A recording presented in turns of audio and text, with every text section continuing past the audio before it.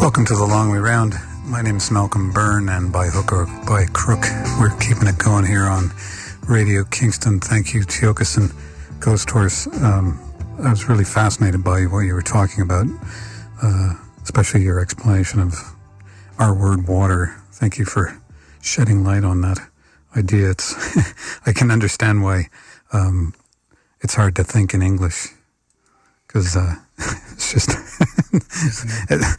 to put those ideas into English is quite a... Just think about the word concept. The perception. Being conned.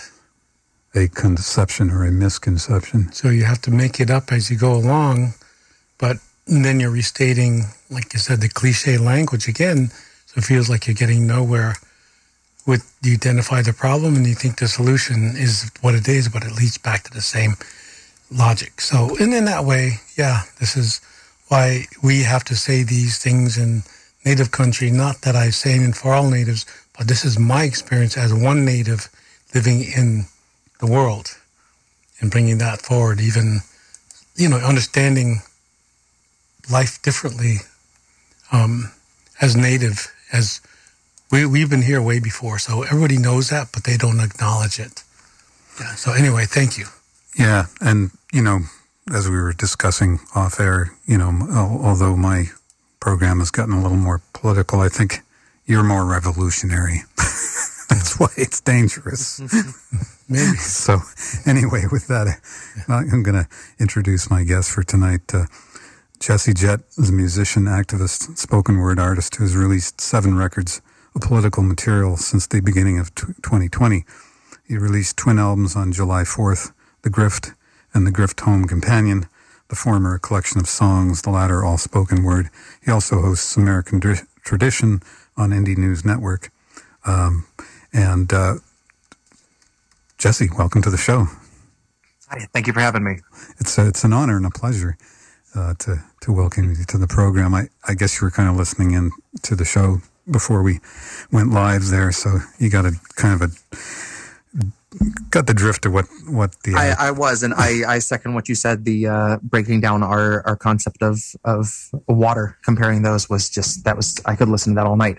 It really was incredible. So, well, it's one of the gifts of doing the show is I get to follow that Tiokasin show, and every week it's like it's either a learning experience or a reminder or just another way of looking at things that I'd never thought about. So, and language is so much a part of it.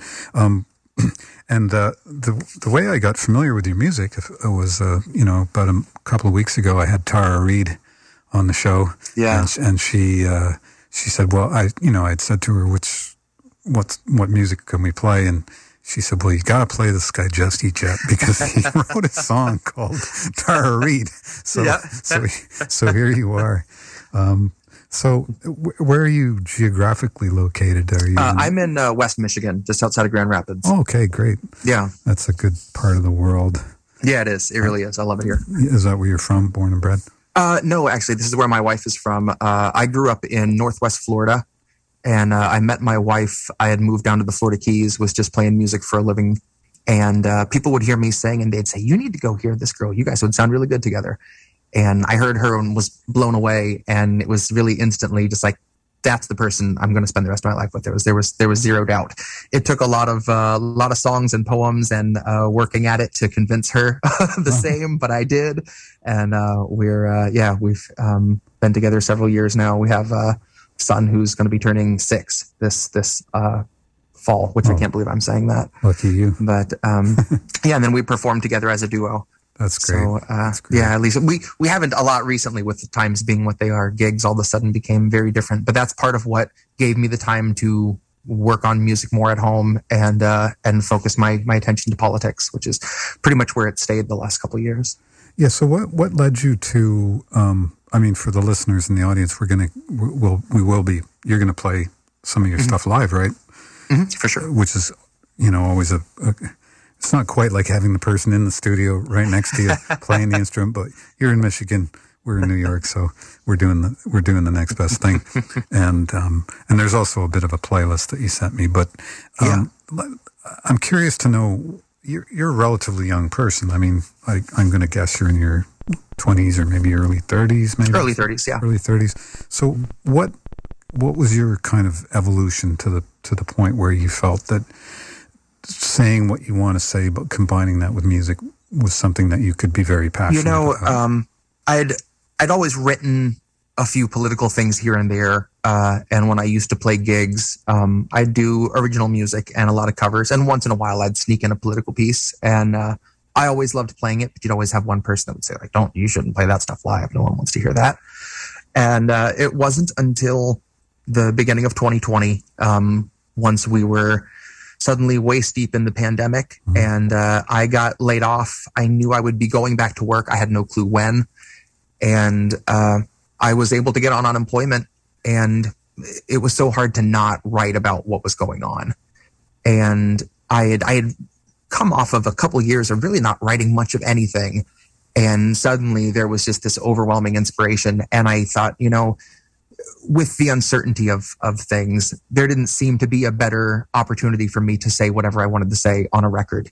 And once I did, I was careful with who I shared it with, because that's not something you want to, bring to your family and friends and coworkers necessarily and say, hey, listen to this really scathing political record I made. But I went to Twitter and found people that, were politically aligned at the time, were really hoping and praying that Bernie Sanders wouldn't get shut down a second time. That was kind of our last hope. And then we, watched the primaries unfold like they did. And it was once I put a song out and got the feedback I did, and had so many people say, like, that's what I'm screaming at my TV all the time. I didn't think I would find that many people that related so much to what I was saying. And that was such fuel to just keep going. And so the first record that I put together, The Virus, was written and recorded between March and May of 2020. And it was a nightly process. I would record something. I record everything on my phone and produce it all there. And I would go out to my car, which was my next best thing to a vocal booth. And I would write and record, and then mix it the next morning, and then record something again the next night. And that ended up yielding me 24 tracks, about an hour and a half of music for that first record. Awesome. And then I just couldn't stop. After that, there was, God knows there's enough going on to give me material. Yeah, never. I've often said, people moment, have said, right? Are you going to write some normal songs anytime soon? It's like, my dream is to see a world where I feel like I can again, where I don't feel like that's all I'm writing about. Not that I haven't had a few things here and there. I did a little EP last year that was like 50s doo-wop. That was a lot of fun. But for the most part, when I'm writing, if I have something I want to say, it's driven by the urgency of what's happening. And especially having a child and thinking more about the future that he's staring down. It's hard not to feel like there's a growing need to try to make people aware of in my opinion, how little time we have left to really get people together, get the working class organized and aware of their power, that no one's going to come save us except for us. And, I don't know exactly where we start, but I know that this is definitely my part in it. The amount of people I've found, and formed really incredible friendships with, the amount of phenomenal investigative journalists that I've gotten to meet and speak with. Like Tara Reid is a great example. When I wrote the piece for her, I was able to text her and say, hey, I want to run this by you and make sure you're cool with every word of it before I put it out. And I realized that I'd found myself in a position to do that, and was a really great kind of moment of reflection that I never would have in a million years, when I was putting my first song out, imagined that it would have led me here to getting to speak where I have and meet the people I have. It's so meaningful for the type of music that I do, for saying exactly what I want to say about maybe the most divisive thing you can write about. If I have 3 or 4 people tell me what a song meant to them, it is worth 3 or 4,000 people complimenting me on a song that I would have written a few years ago that I liked, and I thought it was some cool lyrics, but I didn't have that kind of connection to it. Most of my pieces now, it's hard for me to get through them live and not tear up because nothing has changed from when I wrote it. And it's, I've never wanted to try to hide that. I am extremely emotional during a lot of my performances, and that's because it's an emotional subject and it's something I care about. So yeah, I've suddenly found myself in a very short amount of time going from, I'm going to dip my toe into political music to like, this is who I am. I can't see myself doing anything else. Mm-hmm. And, it's been extremely rewarding as a musician. I've played my whole life, but I only started doing this kind of music in the last 2 years. And it has been the most surreally satisfying thing I've experienced artistically. I just can't even, it's hard to put it into words. It really is. Well, I myself am a musician and a songwriter, in my day job, I guess you'd call it. I produce records and so forth, but really an impressive list, by the way. I when I looked up, I was like, my goodness, there are a couple of names that jumped out. And Geddy Lee produced something of yours, correct? Yeah, when I was much younger, living in Toronto in Canada, wow. We had a band, new wave hair band, and we were fairly popular. The band was called Boys Brigade. And just so happened that Geddy had come out to see our band play live a few times, and really liked it. And that's awesome. He decided he wanted to work with us, and so we were, we're Canadian. How can we not be Rush fans? Right? I know there's a few Rush fans in Michigan too, right? But in Canada, it's kind of like, kind of there's them in Tragically Hip, kind of national institutions. But what I was going to say in response to what you were talking about in terms of your newfound or relatively newfound passion, a lot of times what I say to musicians I'm working with, especially when it comes to songwriting, is you have to write what you know. You have to write from your heart. You can't to just sit down and write a song for the sake of writing a song to say, well, we need another track. It's like, what's the point? And if what you're writing about and talking about, is really coming from the heart, people can tell. And it's not like, oh, geez, what's this guy trying to do? And like, what's he cashing in on this for? Or, jumping on that bandwagon. And, we share kind of a similar trajectory in the sense that I'd sort of written off politics in a lot of ways until Bernie came along. Mm-hmm. And I was saying to a friend of mine I was working with that, I have mixed feelings about Bernie now because he keeps voting for these military spending budgets. But but he did bring certain conversations into the public and maybe you want to elaborate on those conversations and why it was important. For sure. And I think the real turning point for me and a lot of people I speak to, I was hopeful for Obama, incredibly hopeful. And then I watched those promises just kind of disappear into thin air. I watched everybody get bailed out except for working people and really struggling people. And Bernie was just that kind of last ditch, like feeling that movement grow and that power. Like you said, thankfully, that did wake up an awful lot of people to our situation. That even though Bernie has kind of stepped back in line now, that those people didn't forget. When I ask people, what was your kind of political awakening or radicalization, for lack of a better word, it's either being let down by Obama or watching Bernie get pushed out or kowtow. And I don't think they realize how many people all of a sudden became not just politically aware, but like willing to organize and get in the streets. And especially now, seeing so many of our like political heroes or the people who are pushed on us to be our political heroes just lay down one after another. I took for granted how fed up people were. And like I said, I spent a lot of time sharing my music with people that I knew were already of a like mind. And one night I went to a fairly busy local open mic and decided to just spring some of my pieces on people that didn't know what they were in for.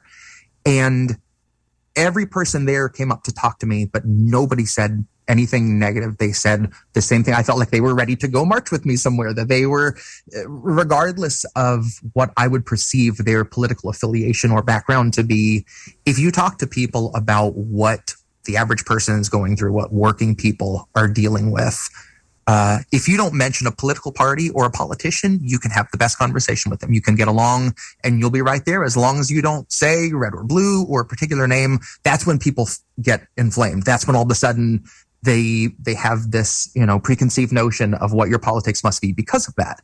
But you can talk to people about essentially communism, and it can be some, right-wing trucker. I work with a lot of people. I'm in a shipping warehouse job, and I talk with truck drivers all the time, and I can talk about how the working class is getting screwed over and feel like they'd be, ready to wave a socialist banner with me. And if all of a sudden I told them, hey, we're talking about socialism right now, they'd want to throw hands. There's an instant gut response there. That's the biggest thing, is talking to people about our needs and how we're being made to suffer. People get it. People are living it. And it's the easiest thing to have those conversations. We've been told our whole lives it's not a polite conversation to have, and there's a reason for that. Well, because as soon as you start having those conversations the right way, you all of a sudden realize that we aren't each other's enemy. We all need the same things, and want the same things at the end of the day. And we don't want a lot. We want to be able to live a fairly simple life and have our basic needs met, and not fear for our family's well-being. Yeah. So it's very easy to find common ground with people nowadays. And there's a lot of a push to make you feel like you shouldn't try, or there's just too many dangerous ideas. But it's so easy to talk to people right now because we're being squeezed the hardest we've ever been squeezed before. Yeah, I mean, we're sort of seeing this, kind of. Well, I mean, I'm a big fan of Chris Hedges. I read a lot of stuff that he posts on Substack and so forth, and his view of things is pretty grim. But at the same time, he does talk about America a lot. I don't know if you read his book, America: The Farewell Tour. Familiar with that? Not all of it. I read parts of it. I haven't finished it. But it kind of speaks to this experience that we're all sharing, and. If we can get past these sort of what I call artificial division, team red, team blue, kind of nonsense, which is really just there to keep us divided. It's a mechanism that keeps us from being able to organize and rise up and be able to actually make an effective change.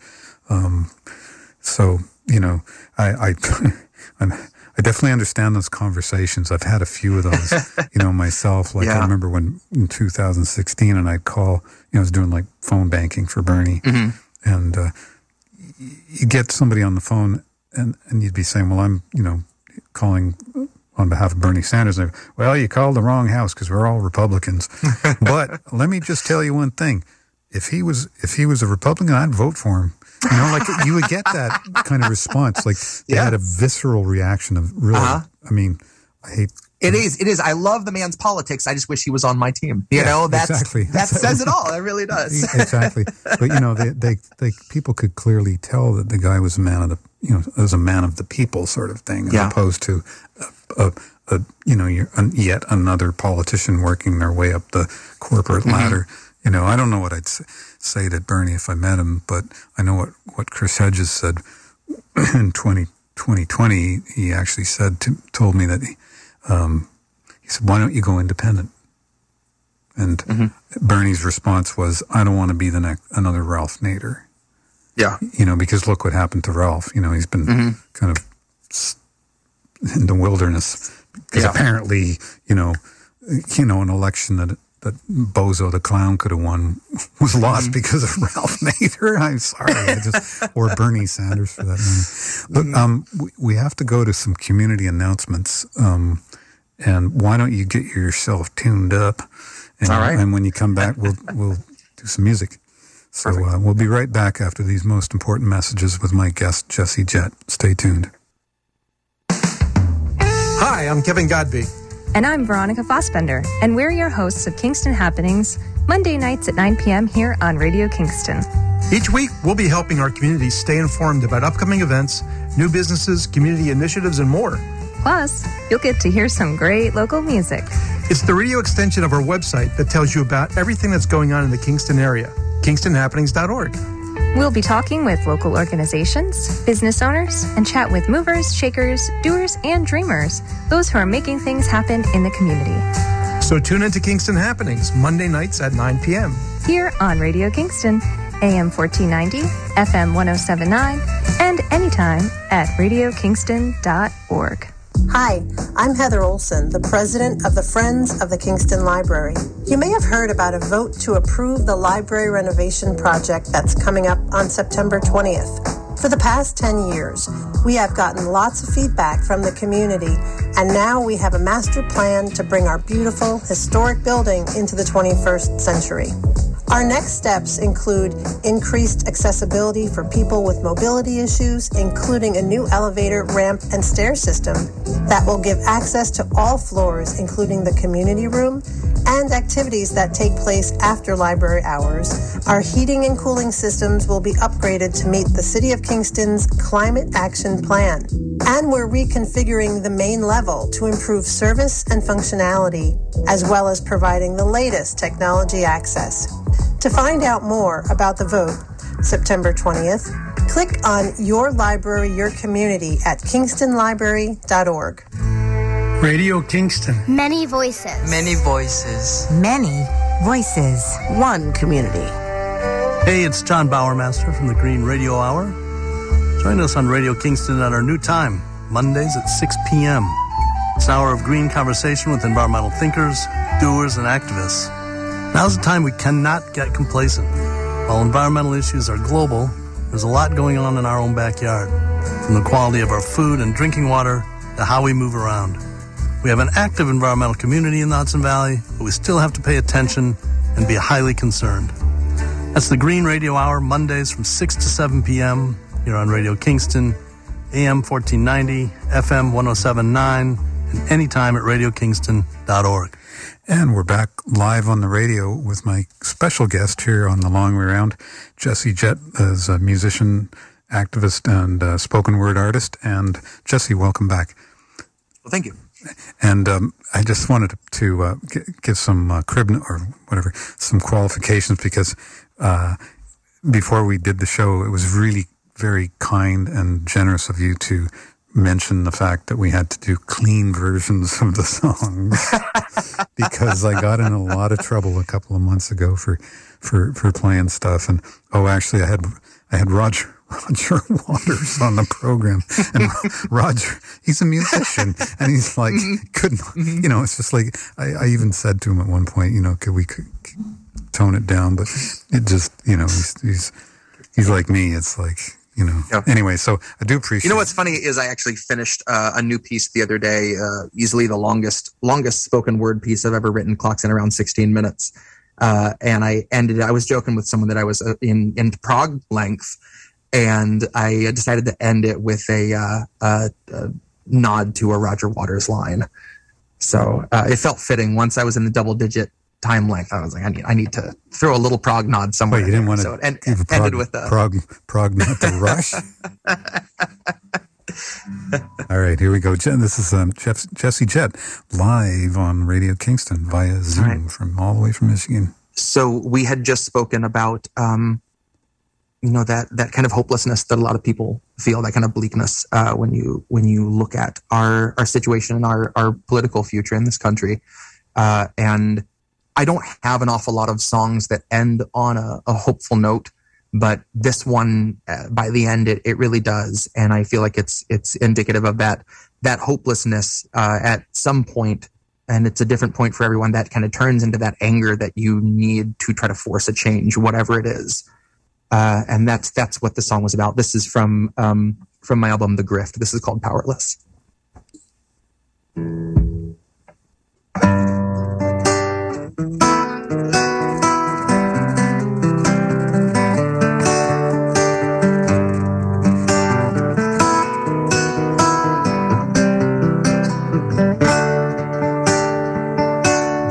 gladly pay you by the hour for a minute or so, so you can sign off on the towers where they'll piss on your home.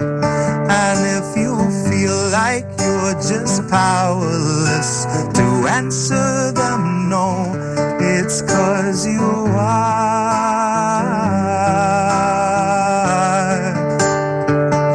They'll gladly pay you by the hour for a minute or so, so you can sign off on the towers where they'll piss on your home. And if you feel like you're just powerless to answer them, no, it's 'cause you are.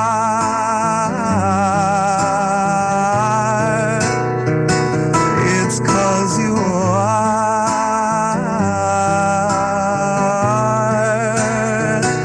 They'll gladly stagnate a living wage, snap the chains and bury it. Labor slaves in rusty cages dragged behind a chariot, led by Mr. Racial Jungle Joseph R. Iscariot, fighting over scraps as they barrage us all with variants and BuzzFeed clickbait, straight until we're paralyzed, trying to distract us from the concentration camps that Joe had swore he'd close but only chose to amplify, where they got 50-something kids in cages made for 5 to occupy. And no, she hasn't seen the camps, but Harris swears they're paradise. She tells us the facilities are safe and that right down to the women, they are regularly sterilized. Then she throws her head back and she proceeds to laugh, that sort of heartless cackle you'd expect from someone working steadfastly on behalf of the virus and a Congress full of parasites. And honey, where was I? I was busy cashing every blue check, demonstrating plainly all the narratives expected from the verified. I was busy breeding verbal leeches by the terabyte. Train them to exsanguinate the wealthy while they sleep at night. Bleed the oil barons dry and barren, say they showed us how to share and now we share alike. Tell them I contracted rabies from a feral mike. And now I'm just another species losing sleep to noise pollution and these glaring lights. Forced to change its habits and adapt to just survive. But now it's safe to say that some of us are thriving in the moment, spraying filth on presidential homes beneath the Paris skies. So if you feel like you're just powerless, I guess you bought the lie. But I can tell they're petrified of our collective might, 'cause I can hear those gentrifiers weeping at the sight of our collective rights. And I only can imagine the intensifying fear of knowing revolution's near. And all that's left to do is simply wallow in the thick anticipation of a rapid bite. And baby, one day you can ask your leaders just what that was like before you grab a slice.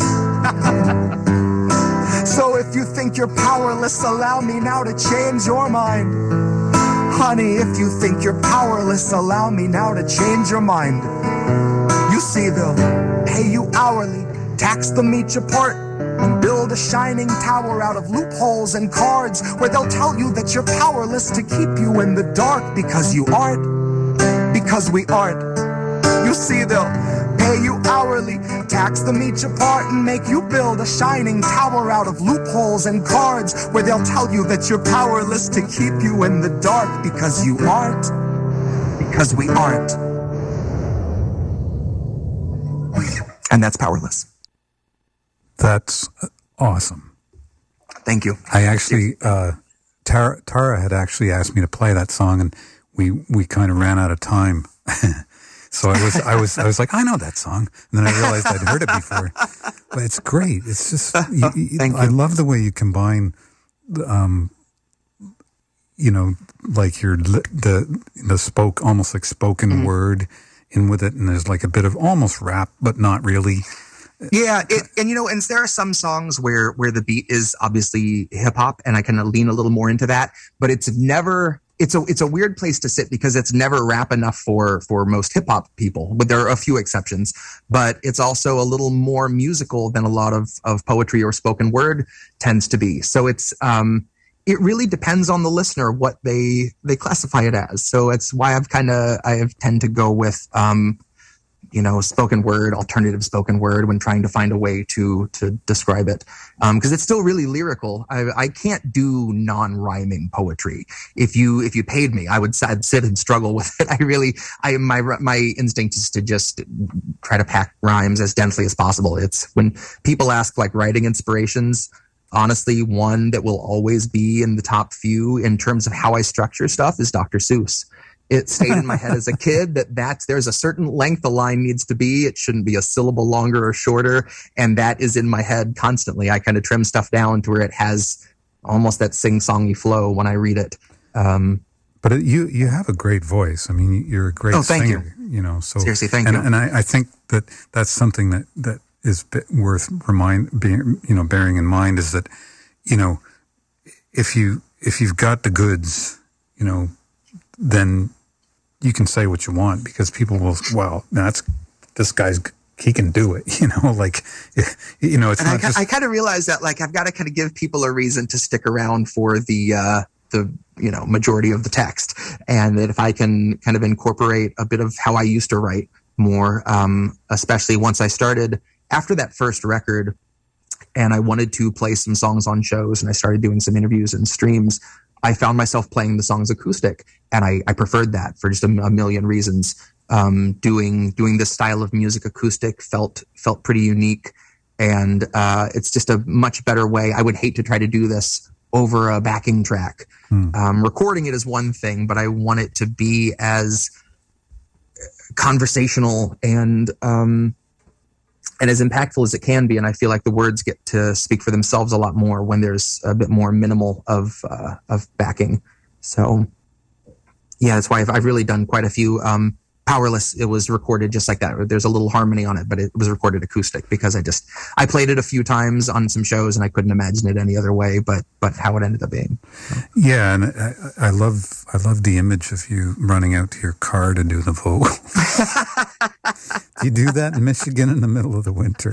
That's, I do. And, there were a couple songs that you can hear a little bit of an extra vibrato in my speaking voice. And that's because I was bundled up in my car recording when I could see my breath when it was, 12 degrees outside, in the garage, to be fair, but still, it's still cold enough. Well, so, careful you don't get the car running. I now, in fact, for this last album, most of that was recorded, where I'm sitting right now. I still do it all on my phone, but, I'd actually recorded Powerless right after an episode of my show. I'd been, for a song that I loved playing so much, it was one that I had played so many times live that I knew exactly how I wanted every moment of it. And it became the most difficult recording I've ever done. I did take after take because I wanted it to be just so. And I finished an episode of my show where I had played it. And as soon as I got done sitting right here, I turned off the computer, I turned on my phone, I plugged in the mic and got it in the first take. And that's the one that's on the album. But, doing the songs live has really, really shaped how I do new material now. Cause it's the majority of it. If I can do it acoustic, I want to do it acoustic. Yeah. I mean, playing in front of an audience is always a good place you can tell right away. Yeah. But can you just plug your is it a podcast that you do or? No, we stream on YouTube, Twitch, Rumble, Rockfin, Odyssey. Indie News Network is a really great collective of some musicians, some journalists, just different political content creators. They were extremely welcoming, and I was hesitant because I know I'm not necessarily everyone's cup of tea, and I wouldn't want to ever cause friction in a group. But they were so welcoming and basically gave me a platform to do whatever I want for a show. So on American Tradition is every other Tuesday night, 10 Eastern, and I'll kind of pick a topic. I'll play a few pieces that tie into that and really break down the lyrics afterwards. We have my friend Indy, who runs the network. We keep chat open so we can just kind of do a live Q&A and just have it be as kind of interactive with chat as we can. I feel like a lot of my stuff lends itself well to being able to talk about it kind of before and afterwards and let people hear it with the lyrics up and scrolling. So that's been a really fun place to really take a few pieces and break them down as much as I've always wanted to. And the fact that we've found anybody that is willing to sit and watch me do that and hang out with me is just a blessing beyond words. So it's been a lot of fun. Well, I mean, in a time gone by, when there were actually record companies that signed artists, you know how it is. But gosh, I could imagine you would have been signed by John Hammond or somebody like, right in the footsteps of a lot of the other great people, artists that wanted to actually talk about something. Yeah. And it's interesting now because I feel like that's kind of one of the things that keeps me honest is the fact that I can't imagine a label wanting anything to do with me because my message is not necessarily a profitable one. And I think as long as it stays that way, that's kind of my defense against people accusing me of grifting. Not that it doesn't stop people, which is kind of why my last album was called The Grift, is there are plenty of people that will say, you're just doing this for money. As though there's, someone with an endless reserve of cash who's looking to throw it to people saying the most subversive, inflammatory things they can about the government right now. There's a reason there's not a wealth of people doing that. And the people that do, you see them change their story really quickly and apologize for having said what they said. So yeah, I don't imagine there ever being someone that wants to put money into seeing my music on a larger platform. If there is, God bless them. But I felt like, that's been kind of as long as I keep saying what I want to say, I feel like I'm best in my own hands in terms of distribution or anything like that. So, well, I respect what you're doing. I can always tell when someone's doing what they do because they have to. There's a big distinction there. Yep. And in fact, my wife, when I was making that first record, she was like, it's okay, but if this is like who you are now, I need to know so I can kind of adjust accordingly. Because my son would go to bed and I'd make a pot of coffee and I'd go out to my car and I'd record for 4 hours. And throughout the day, she could see me with that faraway look that I'm finishing a line I'm writing in my head. And I've had to learn to kind of carve out a better balance. Really, for my own sanity, I couldn't be as involved day to day in politics as I was when I did that first record. That was not sustainable. That said, I found a decent balance now that I feel like obviously I'm still putting out a lot of material. In fact, when I put out The Grift in the beginning of July, I was like, I'm going to take some time. I'm going to promote this. I'm not going to rush into writing more. And I already have another 40 minutes worth of spoken word written and ready to go. So I'm like, I'm just going to record it. I'm going to put it out in September and just not stop because it feels weird to stop. I've always, even when I would play a gig, if it was break time and the crowd was enjoying it and I didn't need to go to the bathroom, if someone can bring me a water, I'm just going to play a whole 3-hour set. That's what I love to do. And it's really no different with writing. Once I'm in that mode, I couldn't turn it off if I wanted to. And it's just, like I said, I went through a couple of years where I hardly wrote anything from 2017 to 2019. Mm-hmm. And started writing again right before the pandemic came. And all of a sudden now it's just the floodgates are open. I think it's about 7 hours of material that I've put out since the beginning of 2020. Wow. Well, I think writers, speaking from my own experience and some very close people who are probably listening right now that are also songwriters, I think you're always writing, whether you're conscious of it or not. That's how I feel about it. Like, I try not to beat myself up if I haven't written a song in 6 months. It's probably because there's something gestating in there and, it's waiting to be formulated. Is that how you feel about it too?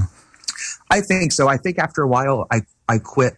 I just felt like it's going to come when it's going to come. And I had convinced myself that I wasn't writing because I must be depressed, but I was depressed because I wasn't writing.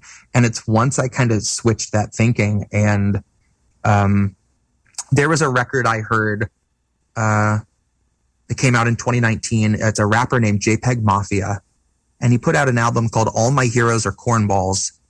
And it's musically, the only thing I can compare it to is Paul's Boutique by the Beastie Boys.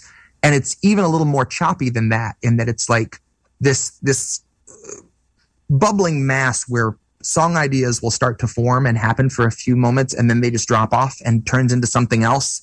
And it's almost like you're just rapidly changing radio stations or something. And it was just like nothing I'd heard before. And I hadn't heard new music that inspired me that much. And politically, he took aim at everybody. And that was a nice moment too, to hear someone that it's not all he talks about, but when he talks politics, he will take aim in just about every direction. And I think that's important to do. And it was after that like I wanted to be writing again. It was that finishing that record, like, gosh, I miss producing and I miss, that feeling of completion. And I really do. I credit finding that album with wanting to write and produce again at just the right time, because then I'd been doing it for a few months when the pandemic happened. I found myself out of work and was like, well, here we go. This is what I'm doing, I guess. And it's very strange that it took such a huge, morbid event to kind of start that trajectory for me, but it really did. That was such a turning point that ever since then, it's just been a completely different way of writing songs and different kind of audience and everything. But I'm so emotionally attached to these songs that, like I said, the fact that I found the people I have that connect with them too, it definitely makes you feel not just less alone in your beliefs, but like other people get it for a reason, because we're supposed to be looking out for each other. You're not a fringe believer if you feel like everyone deserves dignity and a house and food and medicine, but you're made to feel that way in this society. And it's huge to find people that know that's how it's supposed to be. Mm-hmm. That's been huge for me, not just as a person, but as an artist. It really has been the most rewarding time period for me. I never would have imagined it. I remember years ago reading a book. It's a very good book. I don't usually read a lot of books about music, oddly enough, but it was a book by a very good writer named Peter Guralnick. It was a 2-part book, very big, by Elvis. And the first book was called Last Train to Memphis, and I forget the second book, but one of the things that he mentions is when people first heard Elvis, it was in this kind of doldrum era of what they called the Bobby Soxer era. It was like early to mid 50s, when big band music was sort of on the way out. Frank Sinatra was huge, and they were called the Bobby Soxers, but it was starting to get a bit bland. And Elvis came along, and everyone was like, we didn't know what we wanted until we saw him, and then we knew what it was. And that's kind of the feeling I get with you a little bit, because it's like, it's like suddenly I'm listening to this person, I'm going, man, why didn't they, this is what I wanted to hear, That means a lot, seriously. I can't tell you how much that means. Thank you. Why don't we, I got to go to another set of community announcements for another, be about a minute and a half. So while I'm doing that, why don't you tune the old 6-string up and all right, we can play us another song. So we'll be right back with Jett. Please stay tuned. Hi, this is Lara Hope. The 12th annual O Positive Festival, exchanging music, art, and wellness, will take place October 7th through the 9th, and wristbands are on sale now.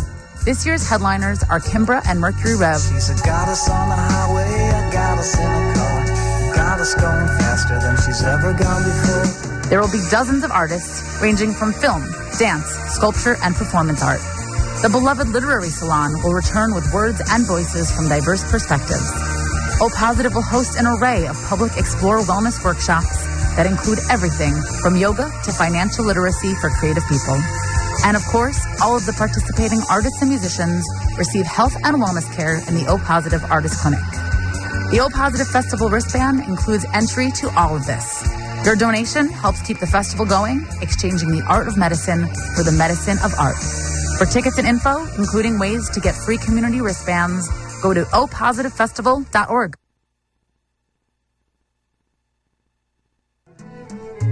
Hello, this is Meira Blaustein, co-founder of the Woodstock Film Festival. The festival is in its 23rd year of bringing first-rate independent films to the Hudson Valley, and we're inviting you to lend a hand. Come volunteer with photography, screening venues, special events, press, art, construction, transportation, box office, and more. All volunteer roles are vital to the success of the festival, and we are grateful to each and every volunteer who lends their time and expertise. This year, the festival will take place in Woodstock, Kingston, Saugerties, and Rosendale from Wednesday, September 28th through Sunday, October 2nd. We'll see you there. To find out more, click the red volunteer button at woodstockfilmfestival.org. And we are live on the radio here on Radio Kingston, WKNY. And tonight I have a very special musical and political and just an all-around jolly nice fellow, Jesse Jett, here. No, I mean that sincerely. You're going to... what's the name of the song you're going to play now? Do you want to talk about it a little bit, or do you? This is a song off of my second record, Inauguration Gift, that was me kind of realizing that I'd crossed this Rubicon, that I couldn't go back to enjoying some of the things I used to enjoy before my political awakening. It's hard for me to sit down and enjoy a song like I used to, without looking for a message or feeling like I'm just kind of wasting my time after a 4 or 5 minute song that I feel like there's no takeaway. And same with TV and movies. It would hard for me not to see propaganda and start calling stuff out and just sit down and enjoy some media at face value. That's very hard for me to do. Mm-hmm. And I have to kind of consciously turn my brain off and do that now. But I watch so much less than I used to because I'm such a such a snob now when it comes to critiquing stuff. But this was a song about kind of realizing that, once you know, you can't unknow. And wanting to sometimes. There being times where I miss that. So yeah, this song is called Red Pilled. And here we go.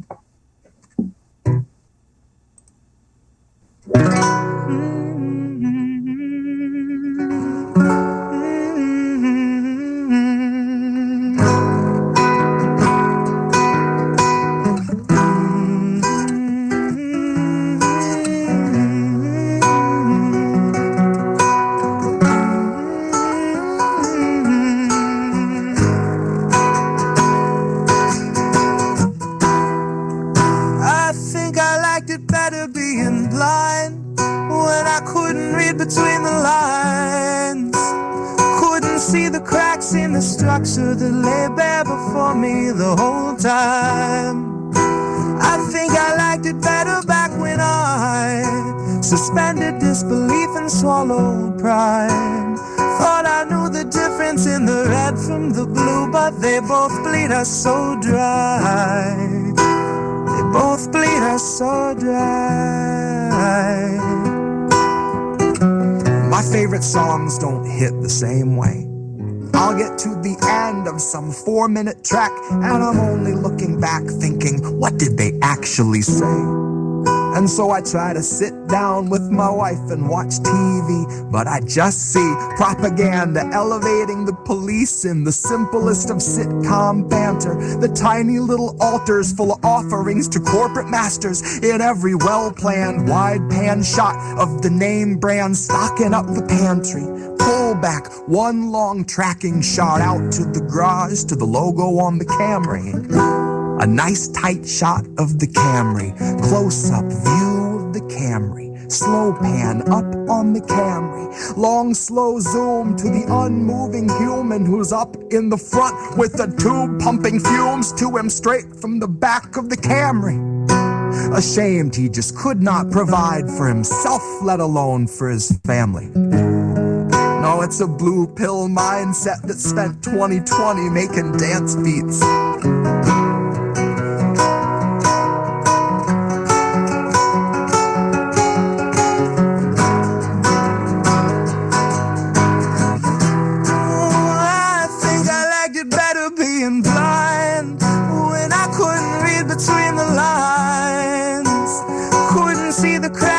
Structure that lay bare before before me the whole time. Well, I think I like it better back when I suspended disbelief and swallowed pride. I thought I knew the difference in the red from the blue, but they both bleed us so dry. Both bleed us so dry. Now ignorance is bliss, which explains why a lot of us are so bloody happy and quick to take the trip for all its trappings. Never one to ask what's up, what's going on, or God forbid what's happening. A lot of us would strap into the ride and spit right in the eye of the guy whose job it is to snap your fastenings. But honey, maybe we're all born with that capacity. Maybe each of us comes standard with humor, compassion, malice, and audacity. Some of us are blind to the system, but some see it fine and say this is how it has to be. Some of us can stare wide-eyed at a nationwide human catastrophe and only offer platitudes and recipes. And God, I wish that I could tell myself nothing's worth obsessing past my everyday necessities. I wish that I could cry fake news over anything that threatened me, tune out our abuses and consume a little levity. I wish that I could offer up my son a smoother destiny. I wish I had some better lessons when I had to answer questions on the things I've been perpetually questioning. But I'm too busy looking at our leaders, wondering what I might be missing from their messaging. I'm trying to find the reasoning to let 500,000 people meet an early reckoning. And even though I know the truth, it's hard to swallow something that's so literally sickening. Hope is ever dwindling, COVID ever beckoning. Winter slows your breathing, but your pulse is ever quickening. Even though I know the truth, it's hard to keep listening. No, I'm done with my epiphany. My innocence is blistering. I'd like to think I'd taste the earth before I'd ever kiss the ring. Oh, it's hard to speak the truth and harder still to keep listening. Sometimes I think I miss being blind when I couldn't read between the lines. I couldn't see the cracks in the structure that lay bare before me the whole time. And I think I liked it better back when I suspended disbelief and swallowed pride. I thought I knew the difference in the red from the blue, but they both bleed us so dry.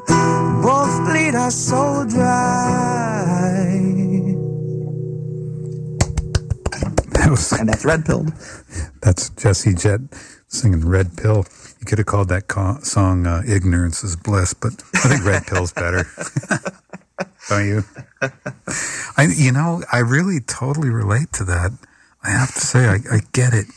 It's really hard to like go back. It's like, yeah, it's like someone once described, once they'd done acid or something, they'd seen the world, the whole universe, like, I can't go back, like, I get it.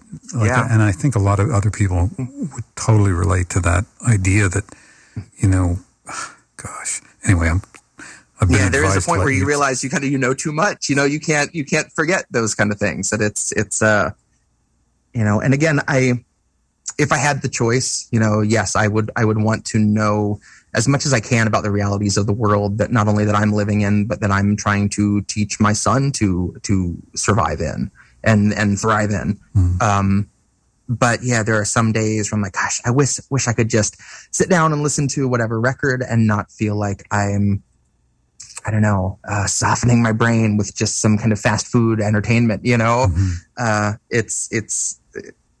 a lot of people have said this. I want you to know you can't unknow. It's not just something you can do away with. So. Well, there are a number of people like yourself that are doing, in that genre, that are all like, I don't know if you're familiar with a guy called Low Key. Do you know Low Key? Oh yeah. And then there's another English guy came Akala. Who's, it's that. And what was the name of the artist that you mentioned? You said you'd heard something. JPEG Mafia. JPEG Mafia. I got to write that down. Or you can send me a link. More recently, I think he's gotten a good bit of success. I haven't actually listened to his most recent album, but there's an old album of his that's on Bandcamp called Communist Slow Jams, and it's just brilliant. It's so brilliant. Again, one of those albums that I'm sitting there and I'm like, gosh, he is just taking shots at everyone. And then he said something about how fat neck-bearded metalheads need to keep their nose out of hip-hop. And I was like, is he outside my window right now? Are you watching me? I felt personally attacked in that moment. Well, but he does. He just has such a great perspective, and does all his own production, and it's very stream of consciousness. It's just tremendous. So, yeah, being the ever-present producer, I'm listening to your songs. I'm like, man, I know what I'd do on that. So, at some point, we'll have to collaborate on something. But right. But I love Red Pilled was actually something that originally stopped right after the Camry bit. Stopped with that line. It's a blue pill mindset that spent 2020 making dance beats, and that was going to be it. And it just stopped with this little piano bit, and it never really took off. And I kept hearing this very Ringo Starr, dun, dun, da, da, da, da, and then the whole kind of Beatles slide guitar and everything. And I ended up, all of a sudden, the song went from about 3.5 to 6.5 minutes. And the next night I went and added the whole, this Beatles it up. But that's still Red Pilled is one of my favorite songs of mine. If someone wants to hear one piece that really kind of encapsulates me, I feel like that's a good relatable one without me having to name any politicians or anything too divisive. That just kind of speaks to our struggle with like personal politics, how it affects us. So. Well, I don't know how you feel about this, but I don't personally feel like my interest is in politics so much as it is in humanity and equal rights. Like that's, if people want to say that's politics, well, so be it, whatever. But being interested in the truth and equal rights and that's. And see, what's sad is that we have to differentiate those things, that humanity and equal rights aren't implied when you say politics, because they should be. That's my politics. I think that's most people's politics deep down. And we are so far from that in what we get from our politicians who are very quick to say what they support. And then once they're in office, they're poof, it's, we've kind of done them the favor, and then we're left to dry. And it is very refreshing to feel so many people getting fed up to that same point. I do feel like we're very close to a big kind of class awakening in this country that we're long overdue for. Well, I think that you'd have to be a bit of a dimwit to not see the ridiculousness. Say, for example, of we can't, like, they just passed this like student debt thing. It's like somebody's got like a $70,000 student, $100,000, $10,000. That's going to really help me. Meanwhile, you see that our government just passed, spent another $3 billion to give to a foreign country. Yep. I mean, it's just like people are. I don't think. You can't fool all the people all the time without somebody saying, man, like, what the crap's going on here? So, I'm just going to do the legal ID because it's 9:00. Yeah, so we'll just do that 1 second. Bear with me. All right. From our studio in Midtown, this is Radio Kingston, WKNY, AM 1490, FM 1079, Kingston, New York. And we're back. This is hour 2 of The Long Way Round. I'm your host, Malcolm Byrne, on Radio Kingston. And my special guest in the studio, virtually speaking, is singer, songwriter, activist, and political commentator, I suppose. When are you running for office, Jesse? Oh, never. Do people ask you that? Like, come on, man. I've had some people ask. I think more people asked early on, but I've taken a pretty nihilistic stance about electoral politics recently, and not that I don't believe that you can't still accomplish something meaningful, especially on the local level. That's not where I at this point, I've given people plenty to use in attack ads against me and just my discography alone. So I'm going to be shooting myself in the foot. Well, the thing about getting elected in this country is, first of all, you've got to have some ridiculous amount of money just to get on a ballot. You know what I mean? It really just eliminates a whole stratosphere of people just like that. But the other was, I don't know if I'm paraphrasing Mark Twain, but apparently one of his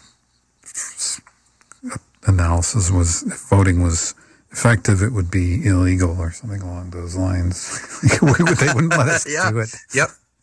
Exactly. So let's do more music, because music is what rocks the world better than anything else. You can cross all the borders and get through to people. Do you want to play another song, or? Let's see. Well, of course you do. I do. No, I have some spoken word stuff prepared too, but that would be great. I would love to hear that. Yeah, that would be great. So how much time do you have before your next commercial break? I could run one right now if you want me to.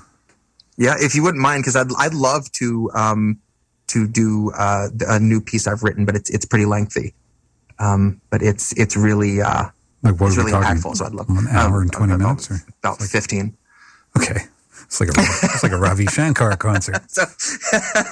I'd like to do in my next song. It's going to be 14 hours and 16 minutes. Yeah, if you have a sandwich or anything, now's the time to bust it out. So. Okay. Well, why don't I run? I'll run the breaks now while you're tuning up, and then when I come back, you can run the whole thing. And I would love that. And I'll join in at some point and try and do my imitation of Getty. Okay. All right. We'll be right back with Jesse Jett. Stay tuned.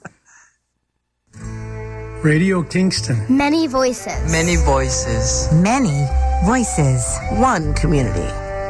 Hey, it's John Bowermaster from the Green Radio Hour. Join us on Radio Kingston at our new time, Mondays at 6 p.m. It's an hour of green conversation with environmental thinkers, doers, and activists. Now's the time we cannot get complacent. While environmental issues are global, there's a lot going on in our own backyard, from the quality of our food and drinking water to how we move around. We have an active environmental community in the Hudson Valley, but we still have to pay attention and be highly concerned. That's the Green Radio Hour, Mondays from 6 to 7 p.m. here on Radio Kingston, AM 1490, FM 1079, and anytime at radiokingston.org. Radio Kingston. Many voices. Muchas voces. Many voices. One community. Hi, it's Nick Pankin. Join me Tuesday nights at 9 for Freedom Highway. The arc of history is long, and it's filled with song. There are voices still calling across the years. Humans have always used music to unify and amplify our struggles for freedom. And now we got a revolution, 'cause I see the face of things to come. Do you ever wonder where the protest songs of today are? We take all we want from black culture, but will we show up for black lives? We'll explore the roles that music plays in shaping the movements that aim to shape our world through interviews, conversation, and lots of great music. Freedom Highway, Tuesday nights at 9 here on Radio Kingston, AM 1490, FM 1079, or anytime at radiokingston.org. And here's me practicing reading on the radio. Tour de Kingston scholarship applications. The Tour de Kingston scholarships are now open for applications. High school seniors or older interested in going to college or furthering their professional education are encouraged to apply. You must be a high school senior or older and an Ulster County resident to qualify for the scholarship. Be able to specify what you're seeking support for and write about how your professional education can benefit your local community. Award amounts are determined on a case-by-case basis. Applications are due by 5 p.m. on Tuesday, September 6th, and will be awarded on Sunday, September 11th, at the conclusion of the Tour de Kingston. To apply, if you have any questions, email Tom Polk from the Kingston YMCA directly at tpolk@ymcaulster.org. That's tpolk@ymcaulster.org. And welcome back to the Long Way Round, and welcome back to my special guest, Jesse Jett, who is now going to do an epic. This is kind of like Herman Melville's Rime of the Ancient Mariner for political junkies. Yeah, so this piece is going to be on my next record. I actually just wrote this 5 days ago. And I'd always wanted to do something that was, 10 minutes plus. And once I started writing this, the hardest part for me always is finding something that feels like a definitive end, finding a stopping point that I'm satisfied with, that doesn't feel like I'm just waiting for another line. And then actually stopping at that point is a whole other thing. I love this piece, not only for just the kind of stream of consciousness thing that it turned out to be, but I really touched on just about everything I could possibly touch on. And somehow I did it all without needing to worry about like censoring this piece. I don't think there's really anything in here, which is saying something. So yeah, I'll quit, wasting valuable time before our next break. This is called The Co-opt. Okay. If they can put a face to the movement, they can blacken both its eyes. If they can hold its hand when the photo's planned, they can frame it how they like. And if they fashion us an idol, then the limelight floods our sight, and they can pose beside the movement with a cardboard picket line. In a crowd of paper labor dolls with copy-pasted signs on a safely guarded soundstage of Bezos's design, where the fortunes of 500 CEOs have been divined, there now rise words that curse the movement's limbs for all of time. That for all its strength of labor, it will walk with withered step and will wave a rusting saber as it heaves a labored breath, as it coughs through all the cancers born of Bezos's request, who'd prefer your starving neighbors locked in civil war for crumbs he left. But soon your little cache of crumbs will mark your slums for violent theft, from those who act directly on behalf of those with insufficient limb to lift their hoarder's heft. Landlords order mortars sworn to render borders torsos cleft. Now tune that down a quarter step. Ego, soul, and organ death. Any month that ends in embers, rot through every crop has crept. Nothing fit to eat, at least there's lots of JP Morgan reps. I remember when we lived on empty promises through every winter. Now the grapes of wrath are plump, and they are harvested directly out of Martha's vineyard, where the soil's awfully rich, and all the fertilizer's even richer. My palate's not chromatically balanced. It's a cavalcade of crimson, and it paints a pulsing picture.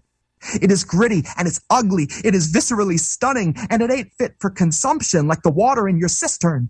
Go and ring your congressman and tell that pig it's his turn. Poverty awaits, and there's a $7 wage for him to sit and watch his mansion burn. Although he won't be paid directly, he will soon be paid an email that's supposed to have a link, but when it finally shows, it's empty. So I'll have to call support for confirmation that it's sent right, and then he'll get a shortcut to a poorly managed website where he'll submit a claim that must be notarized in person, all to finally be denied because he made too much the prior year to qualify for reimbursement. And now he knows the bitter taste of just a single day that all our retail workers face. He knows the kind of day that all our teachers have, the kind of day the janitors and lab technicians share with all the nursing staff, the kind of daily struggle that's a constant state of fear for all the working class. The white noise in their heads that's born of stress and turned to bursting glass. The constant thought the other shoe's about to drop, the size of half a city block, that wouldn't stop for you. You're just a worm to smash. You're just another massacre they'll call a clash. You're just a frozen passenger before the crash. You're just another Afghan holding frozen cash. Assets all immobilized by Joseph Biden, king of ice, the self-professed iconoclast. Hosting dinner parties for his parasitic donors with some Donner party snacks that are nothing short of hearty if you've heart enough or lack thereof to call it that. But who would have thought the meaning of the average person's life was to work and sweat and die to keep the Blackstone Holdings wallet fat? Or that even worse, some of us are turned to chum to serve as simply power bars for bureaucrats, psychopomp and circumstance.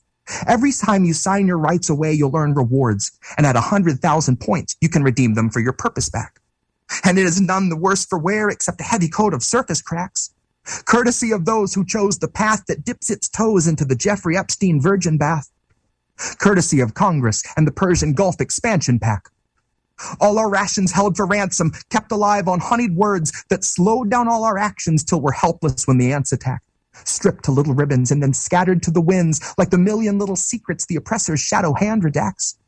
The million lives it stamped out in Iraq until its hands were black. Machinations sacrosanct and cancerous and flavor-packed. We've got just the black site for your whistleblower's Baker Act. Somewhere in the weeds beyond the pines. Somewhere oddly Google somehow knows just how to find. It's right there in the file they've compiled all this time with the 7 trillion thoughts that ever came across your mind. And everything that ever turned you on or made you cry, your truest, deepest fear, and all the shame you sought to hide, the thoughts you dare not speak aloud lest they be weaponized, have been loaded in the chamber and they're aimed between your eyes.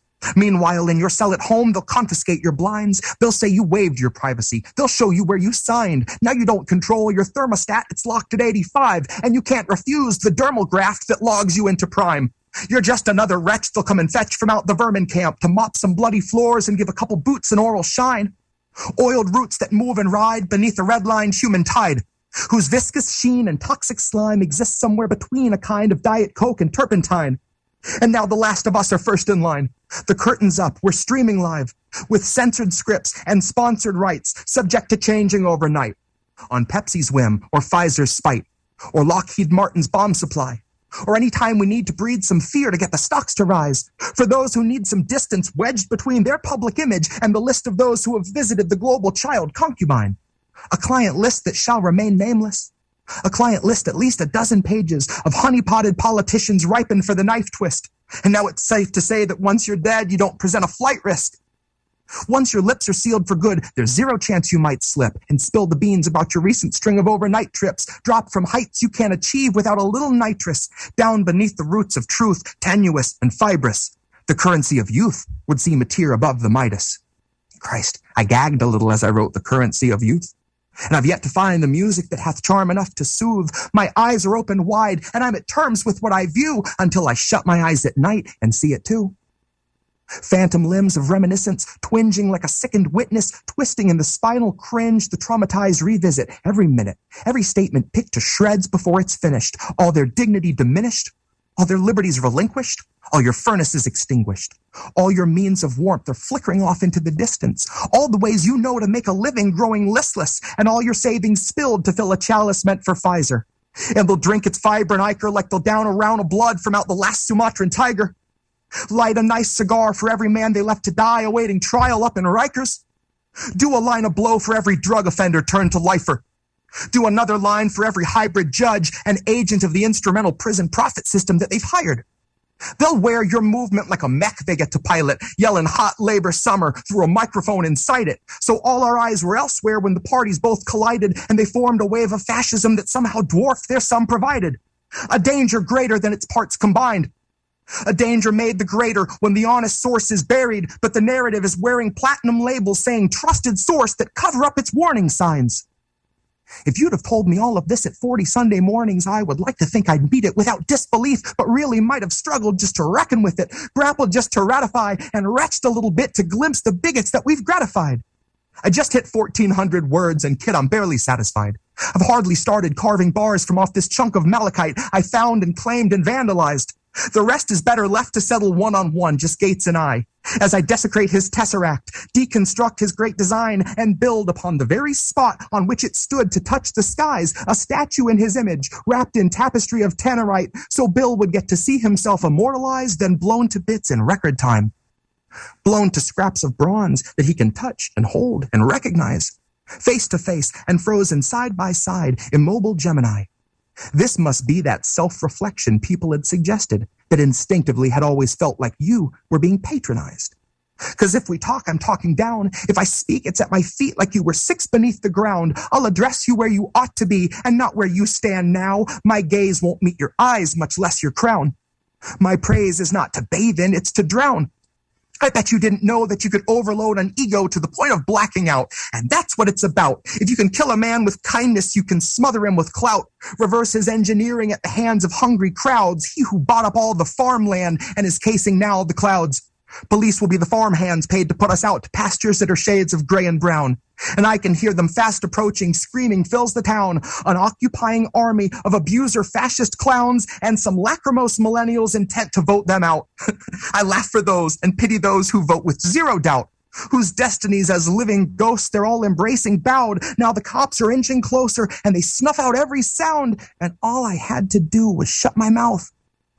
I'll let you guess the tragic end result of Jesse Jett, who tried his best, but ultimately failed attempts to hold his tongue, who couldn't find the will existing anywhere within him to begin to douse the fire rising up inside his lungs, born of watching ignorant and educated people press impressionable lips to boots that just inside a month or two will kick them from the bottom rung. Home is anywhere you lay your head once your oppressors hung. Soon we'll cleanse our memories of the songs that the oppressors sung, and one by one the words will turn to dirt that cannot hurt you, cannot infiltrate your movement, can't impress upon your sons, can't convince your daughters they've no power of their own and no agency beyond the task of keeping up a home. When the last of all the lobbyists is laid beneath the loam, there will be no profit sown in fields of bone. We will only reap the sleep and stolen wages that were owed and commence the great unpaving of your quarter-mile driveways, terraforming tarmacs and industrial roads. Paranormal contracts dissipate to mist and disappear amidst the gloam. Disconnect the phone. Fist connects to stone. Somewhere in the thicket hums to life the buzz of crickets into one combining drone. But narrow down your vision and you'll see that every cricket is in fact a tiny drone, coming to inform you that you must proceed directly to your designated zone or you'll be tased until you're prone, till you're pissing blood and whispering to no one in particular, just all of the particulates that occupy the air. The only occupants you share this giant coffin with. At least you win the arguments because they're too busy hogging all your oxygen to care. Hell, you're hardly cognizant. There's really nothing there. There's nothing close to conscious in your stare. Your eyes look like you're off in old Oahu, where you don't have any problems, where you haven't given thought to all the aquifers below you full of fuel enough to launch you back to when you eyed Hawaii and Hawaiians told you not to. A little like the Mayans, humankind will leave a lot to deconstruct from what we kept behind to represent our legacy. Less the stoic temples, less the gods resembled, less the carven lion standing watch above a vine-entangled mezzanine. More the arid soil, more the sea of oil, more the mark we leave behind is best exemplified by finding out Lake Mead is slightly caffeinated methamphetamine. Warped and shifted, torn and twisted, history revisited. The storm that buried Kennedy swept the streets of Medellin, stirs the strongest synchronized synthetic sleeper cell emotion center mound at Wrigley Field and harnesses the energy. We call that conditioning. They call it serenity. Those who crave obedience will swear they aren't your enemy, but live to see us orchestrated, moving like a centipede, full consent, submissive cadence, turns accepted, didn't peak, needs neglected, couldn't speak. Speech affected, only leaded fruit to eat, only fracking gruel to drink, 2 for 1 on 40 weight at ExxonMobil Smoothie King. So I tried to do the movie thing. I walked away and flicked the match, but never heard the boom to match, just boomer waves of Schumercrats. And humor's futile self-defense against such brutal facts, that some will never hear the words before they see the acts, who have never heard protect and serve and check behind their backs, who trust in politicians kept alive on purely Duracells and Duramax. It's a little dash of ritual, a jug of pharma cocktail, a little splash of Burning Man in nursing class. So let this be the call that stirs the hearts of the emerging class, that churns through the recession's dirt to rise reborn in Wall Street's ash. We must shake off the pedagogues and Pentecost the plutocrats, and there is no salvation without doing that. Now, in the name of clarity, the Pentecost that I invoked is just the part with flaming tongues and not the hope of Holy Host. It's mostly for the imagery of all these bloated, greedy folks who break our backs and snake our taxes treated like a weenie roast. And I'd take any bet that if we let our captors cook, you wouldn't see a bunch of struggling single parents show with worried looks like someone help we needed those. If we don't have the plutocrats, then who will raise the interest on our student loans? If we don't have the plutocrats, then who will cut the staff to pay for bonuses for CEOs of senior homes? Without our noble plutocrats, who would gut the budgets for anything providing education to the public? Who would neuter innovation that could benefit a nation because it wouldn't turn a profit, so it wasn't worth discussing? Without our precious plutocrats, who will ensure that poverty took hold of our enlightenment and never let us see the sun or ever smell that rain was coming? No one's going to stop. And if they did, they'd say the warmth is nice, or God, the flames are stunning. Because who would miss or pity all these monuments to nothing?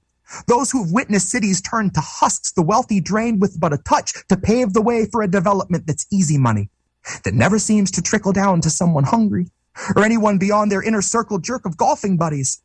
And I'm not here for slinging mud. It's what you do. It's what you love. You're only pigs, so I don't really care if you're a little muddy.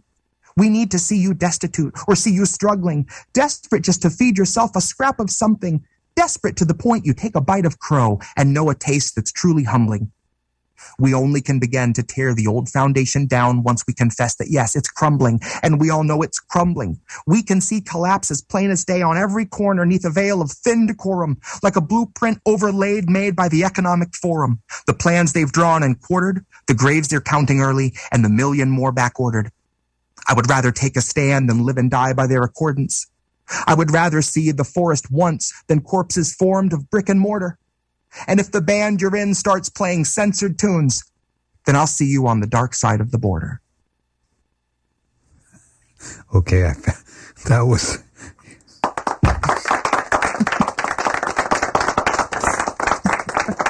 that was incredible.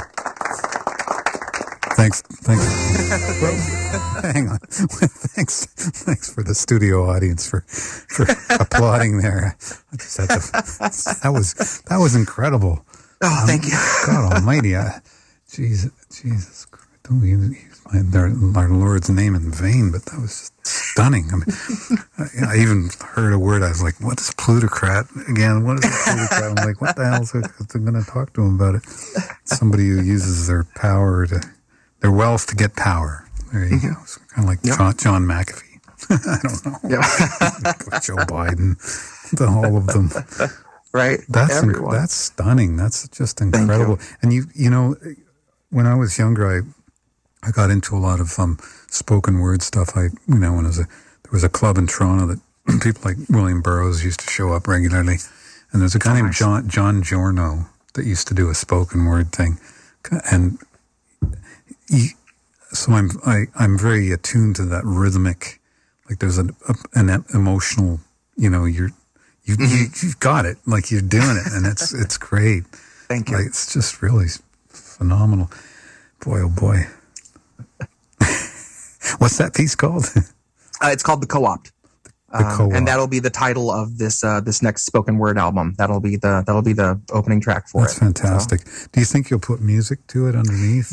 I thought about it when I was first writing it. I wanted to have, and I still want to do a long spoken word piece with some piano underneath it that really moves with the piece, that kind of swells with the emotions. And I thought about doing that until I cleared about the 12-minute mark. And I was like, I don't want to spend so much time worrying about the music that it in any way holds the piece back. I want to be able to record it. All my spoken word recordings really are just vocals. I feel like once I start putting any music, I have plenty of pieces that don't necessarily have a beat, just have like some piano running that I do something over, or little acoustic stuff and stuff like that. So when I do the spoken word, I've had it just bare, just so it's it almost feels like a recording. Someone was able to slip you through the gates, or something that you found, and I feel like it loses some of the urgency and the kind of guerrilla recording nature of what I do if I put musical accompaniment with the spoken word pieces. I like those to just feel like me trying to talk to you as quickly as I can and get this out. Well, it's super cool. I mean, it's just, I was very entranced listening to that. You kind of fall into almost like a hypnotic state listening to it, but you're still getting these ideas.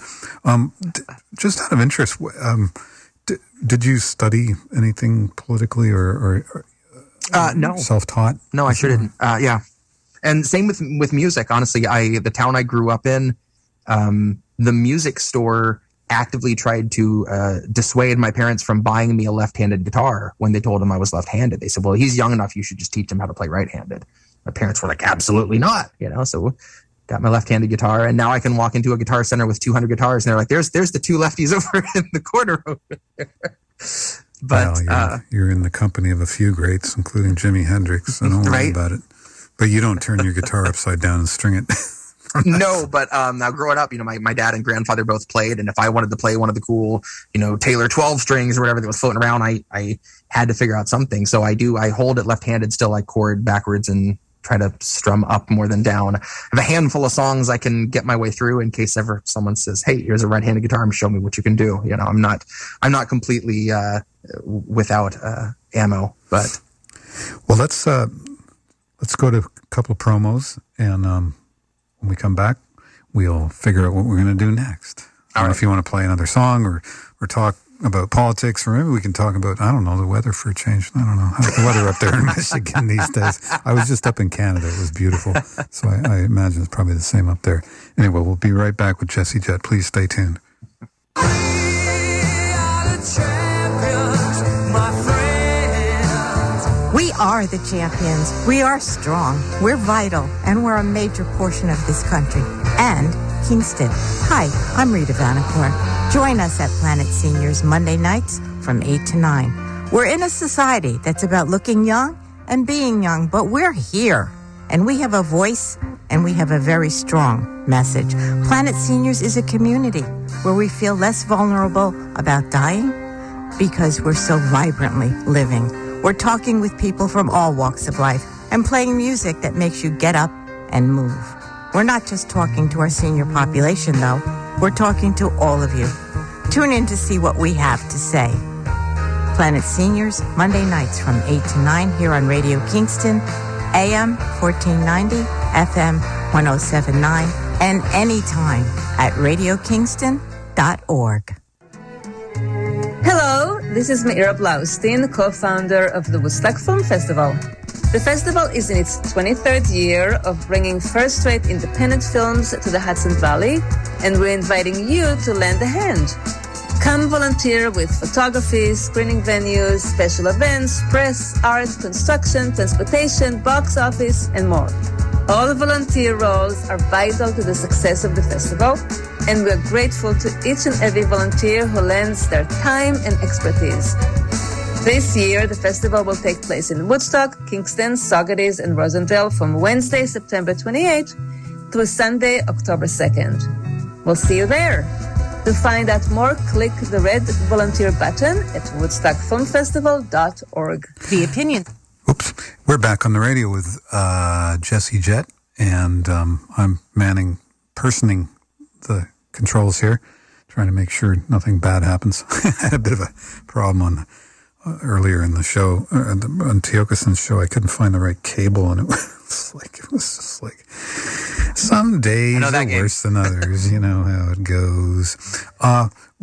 Before I forget, Jesse, I just want to ask you, for the sake of the listeners, where's the best places to find you and also your music? So everything is on Spotify, with the exception of my 50s doo-wop project.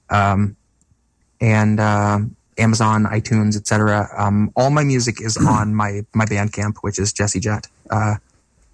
And everything is set to free. Obviously, if someone wants to purchase a record, as someone actually did just a little while ago.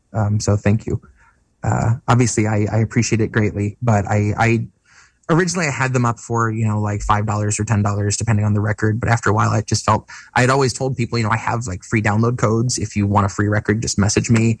And Bandcamp, after a while, will let you change your prices to free. So I did. I don't want money to get in the way of my stuff being heard. And again, I feel like it kind of just helps kind of get across that I'm not in this for anything except for saying what I desperately need to say and trying to find people that want to listen, Well, it's highly commendable. This song, there is a gentleman hosts a show called Frank Analysis. His name's Franco, and he was at the Capitol when the eviction moratorium was set to expire, and AOC and Cori Bush and a few other members of the squad went out and did this very big, we're going to sleep out here on the steps and we're not going to leave until we get, action. They kicked the ball, and then that was about it. An awful lot of people still ended up getting evicted. That Franco, who was at the event, spoke up while they were speaking. He said, what are we going to do about the people that are getting evicted today? They got evicted yesterday. Mm-hmm. And AOC said, well, we'll get to that. And he keeps asking. And finally, Cori Bush steps up and she says, "We're going to turn on some music now. Who wants to hear some music?" And everyone cheers. They turn on some music and they start having a little dance party. And over it, he starts shouting, "People still owe money! People still owe money!" And it was this very Soylent Green kind of moment of him being drowned out by this dance party, photo op. And him crying out about these people. And I messaged him. I was, "Please let me sample that. I already have a song halfway written in my head, and it's not worth doing if I can't use this sample as a cornerstone." And he was gracious enough to say yes. This song is off of an album of mine called War Crime Jams to Pork 2. This is called Love Your Prison.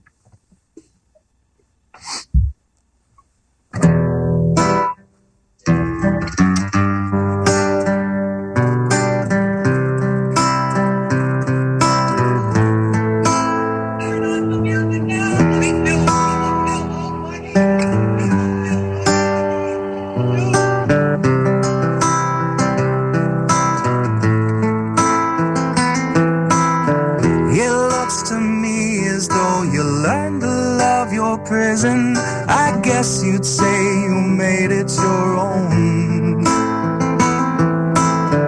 Who knew that freedom's such a difficult decision? I bet you finally feel like you're home. Home. Right in the center where the haves meet. 'Cause you were proud of incremental half speeds. You were getting down in the AOC dance line, hands tied, nodding to the backbeat. And you'd Secret Service dive in front of any representative alive, being asked for the very bare minimum. And you'll turn into that same kind of hard right villain you detested should we mention they could ever muster maximum. 'Cause liberal denial's such a lofty ataraxia, where all your morals take a backseat, not up in the cab, but in hidden panels made by federal human traffickers.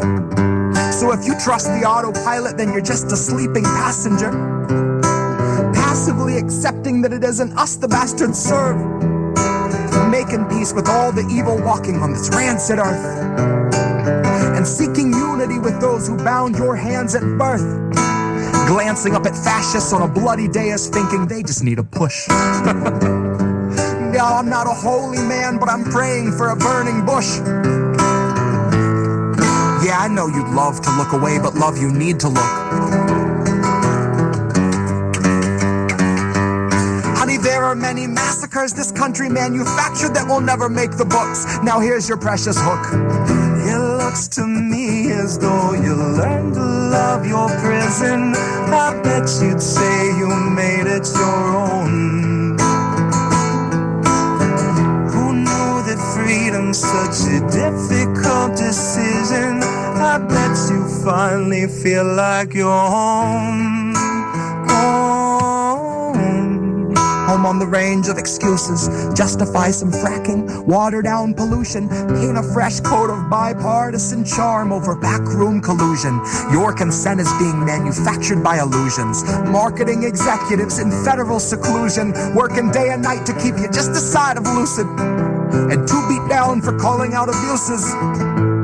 So screw all these progressives who can speak on revolution once they've emptied all your powder out and spit on all your fuses. No, I prefer to judge a leader not by quality of tweets, but the six-figure book deals she chooses. All the donors he betrays, the donors he would gladly take a bullet before he refuses. Slogans he reuses, buzzwords he produces that he spews like mucus. Well, two can play at that. So here's the inner dialogue of every time I snap, and it's been fine-tuned to ruthless, saying politics are useless. Just a bunch of loose lips tweeting cute blips, power suits, taxpayer booze trips, and a bunker at the ready when the shoe flips. When there will be no news clips, there will just be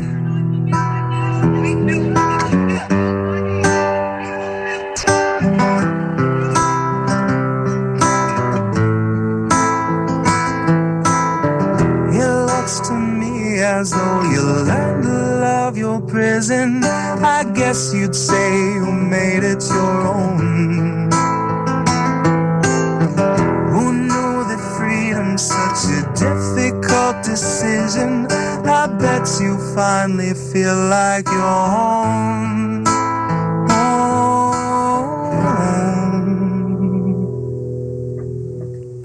This is Jesse Jett. That's, sorry, what was the name of the song? Love Your Prison. Love Your Prison. Excellent analysis, I think. Stockholm Syndrome, man. It's like being, I call it gaslighting. Yeah. Yep. You know? Absolutely. It's what it is. It's political gaslighting. It's, you know, this kind of a political theater it's become. You know? Yeah. Yep. We think something's actually happening, makes us feel good, then we forget. And it shows a lot with, you know, a bill. It's in how they publicize it. If they say it enough that it does X, then people believe that. And all you have to do is read the bill to see it's the polar opposite sometimes. And people will still believe what they're told, you know? And what do you think it's about? I think it was Hitler actually that said essentially that if you keep saying something long enough, like you believe it, people will believe it. It doesn't have to be true. You just have to say it convincingly enough. And we see that in American politics. They will drive the absolute fabrication home, and they can do it in broad daylight. And if they just keep doing it convincingly enough, people accept it as the truth, you know? And you can be citing something from a government website saying it's actually the opposite. And they go, well, you're a Russian agent. You're a disinformation tool. You're a, you know, whatever they are.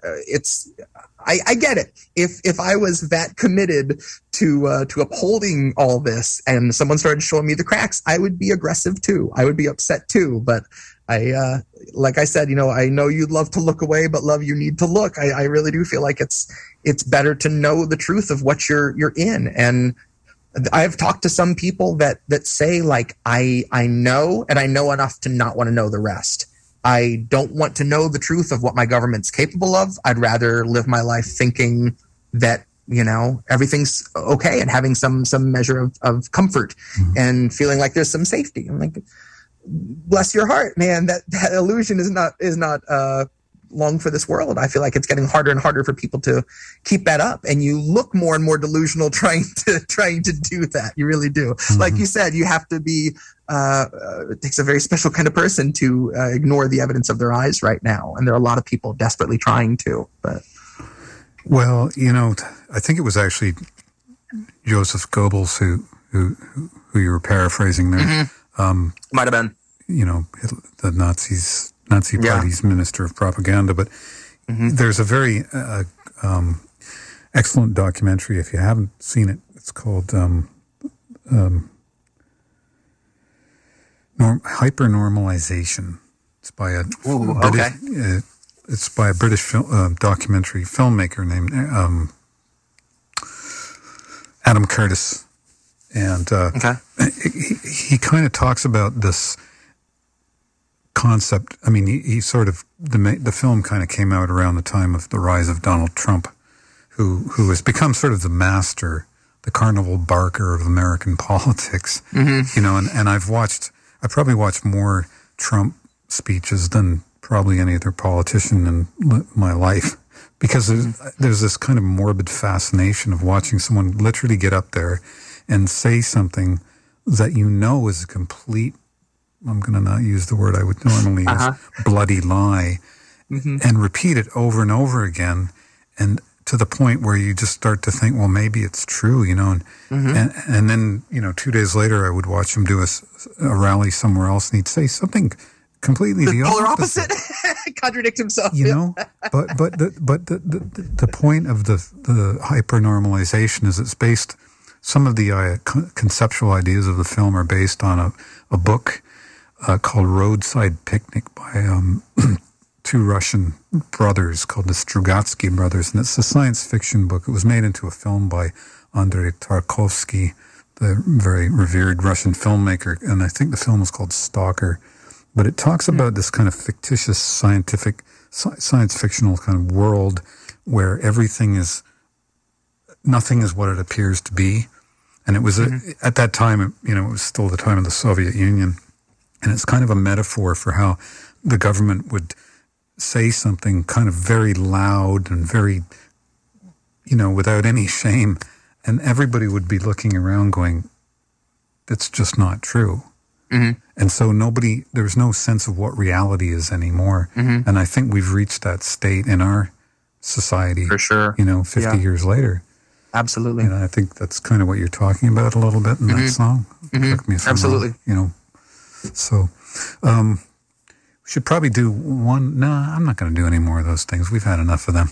Do you want to do? Have you got any more spoken?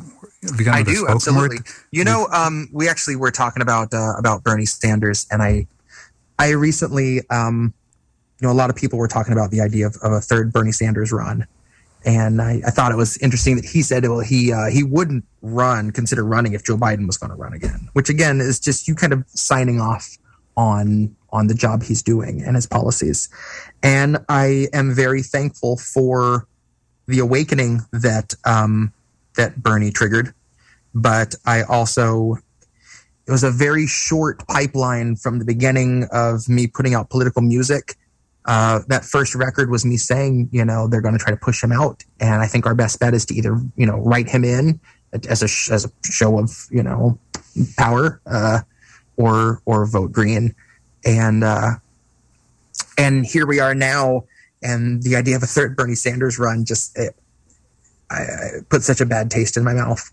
And a girl named Lucy, who's a member of Indie News Network with me, she messaged me one day while I was at work, and she said, I'm going to be doing a show this afternoon about people talking about a third Bernie run, and I was wondering if you would feel like writing a piece about it.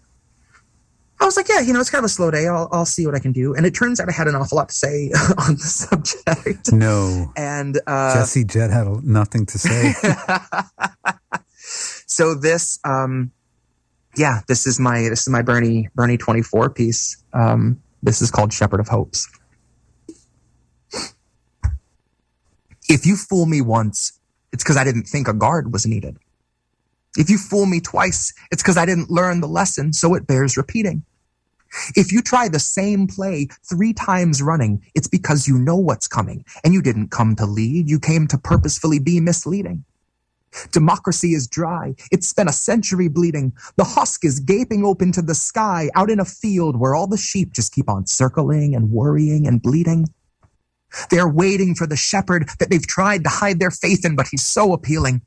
They would gladly give their fleece. It's such a freeing feeling that even when he leads them to the ledge and starts to urge them on, they're positively beaming. They were told that they were on their way to save democracy, so even as they plummet, they just gloat. They don't consider screaming. But halfway up the cliff, the shepherd's cozy little mittens wrap around the staff of shattered human hopes on which he's leaning. He shows the gentle grin that used to stir your inner spark, and he says, not me, us, as he gestures to the oligarchs. He knows that if he runs, they're going to stop him like a stolen car, and he'll easily surrender because it bought a lot of time for laying mines in all the grassroots. Suddenly, the tiniest of movements gets you blown apart. Suddenly, you're in a play that's set on an election day and voting for the fire, unaware you're playing Joan of Arc. Suddenly, the shepherd pulls the rug and slips a hood across your clueless mug, and everything goes zero dark. I'm going to warn you once more before it's 2024 and you F around and find out who your heroes are. Take a step back from the herd and you'll learn that you can spot who all the shearers are. If you really want to know the product that they're selling, I can take you where the mirrors are. If you think your voice is finally ready, I can tell you where the lyrics are. You see, I hid them in a box I had to bury neath the cobble when they carpet bombed the promenade and raided all the street bazaars. Now all we've got's the marketplace, and you're too broke to even bother asking what the options for your treatment are. Suddenly, the raw debris of homeless human dignity will find it has 100 teeth for every badge and sweeper's arm. Suddenly, they speak in solidarity, and each is armed. Suddenly, the sheep can see its shepherd for its truest form, and they all pitch in at once to help him buy the farm. And now it's zero dark, and all is calm and peaceful save the distant wail of sirens that approach beside the flames of dawn. Suddenly, that carrot's just a string that's on a stick, and all your movements make you sick because the prize is gone. Now, we could go and flee into the forest low and meek, or we can exercise our right to feast and go and graze on Biden's lawn. Because he's been sowing seeds that seep a toxin out to sap a bit from each of us and keep on leaching decades after Biden's gone. So regardless who they summon out of hell to come and do the job, it will not feel like Biden's gone. But in that time of hopelessness, you cannot trust the shepherd when he once again comes asking you to humor him his siren song. And it's cute that you can innocently, honestly assume that's just a symptom of a system that was wired wrong, and not the standard feature, basic function, primary objective of a mass hypnosis firebomb. You don't need to know the words to cry along, because someday it'll hit you like an officer who pistol whipped their ride along, who broke his jaw and kept his job and kept it moving right along, that voting isn't red or blue or black or white or right or wrong. Voting's like a firing squad where you can choose the firearm. It's slow extinction by and large. It's Super Tuesday supercharged. It's all your futures, roots and all, just tossed out on a garbage barge. It's everybody dropping out to push the biggest oligarch. It's everybody voting fire, registered as Joan of Arc. Excellent. That's Shepherd of Hopes. Shepherd of Hope, Jesse Jett. Yeah, there's some... Did you ever think about becoming a preacher? I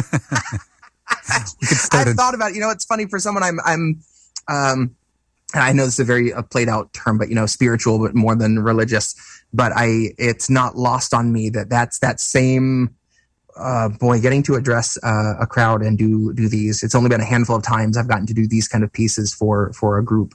I actually attended the CPI conference where Tara was awarded recently. Oh, you were just in Chicago. Oh, yeah, nice. And speaking for that crowd, that was obviously the most like politically savvy group I've gotten to speak for.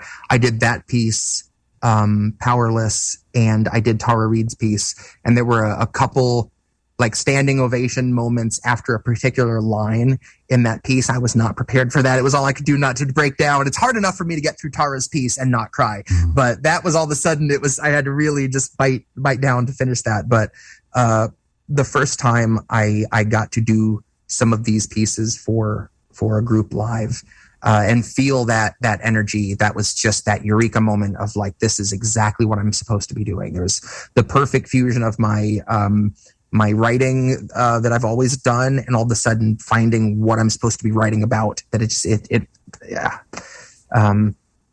and stuff like this. This is I'm just so at home in moments where I get to sit down with someone, especially someone that gets it like this, you know, and be able to have these conversations about what I'm doing, because I've never felt a stronger connection, or I know I keep using the word urgency, but that's really the best thing for this. There's this feeling that I when I write something, I'm not like, well, when should I release this? It's like, how fast can I record this and put this out? That's just the kind of running motif, and I don't see that stopping anytime soon. Even if I wanted to, I don't think I could. Well, that's instant karma for you. Yep, it's gonna get you. You know, I was thinking when I was listening to that piece. You know, it occurred to me that, excuse me, you know, I'm a Canadian citizen. I'm still a Canadian, but I also became a U.S. citizen we became U.S. citizens in 2016. Or no, after 2016, I should say. Okay. Because we couldn't vote in that election. And I thought, well, the next time I want to be able to vote. So, because, you know, I wanted to vote for Bernie. Yeah. You know, I thought if he's going to run again, I want to be able to vote for him. So we became U.S. citizens, you know, did the whole thing.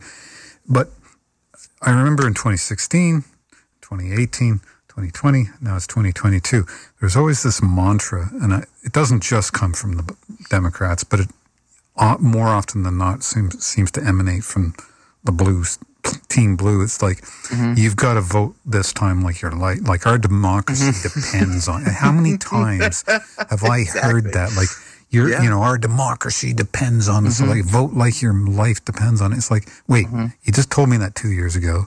You're telling me this now. You're going to be telling me this again in 2 years. Yeah. Like, which one is the one of the life? But I do understand your urgency, and I know it's not about that, you know. You know, if we're talking about climate change, and if we're talking about, you know, these never-ending colonial proxy wars that we're just dumping money and blowing people up around the world with, there's an urgency there. For sure.